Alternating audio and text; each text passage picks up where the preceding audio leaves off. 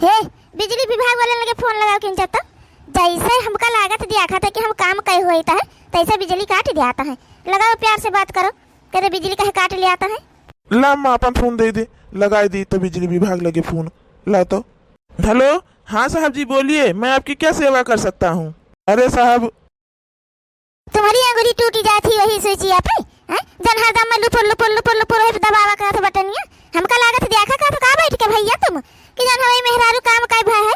आज 4 रोज होएगा हमका कूलर मंगाए, सुख से कूलर का हवा हम नहीं खा पावा है। हमका लागत तू बैठ वहीं देखा करता है कि जैसे ही मेहरारू काम कहे हुए तैसे हम बिजलिया दोनों लुप से काट दी। जल्दी काम करा करो तब लिख देर हबू तुम सवेरे दोपहर तुम बिजली रोज काट दिया था। जन हमारे यहाँ बिजली कटे ना चाहिए बताया देता है नहीं तो अंगुरिया भी स्विचिया पर तोड़ दिया भाई, अंगुरिया नहीं टूट जाता दही जार कहूँ का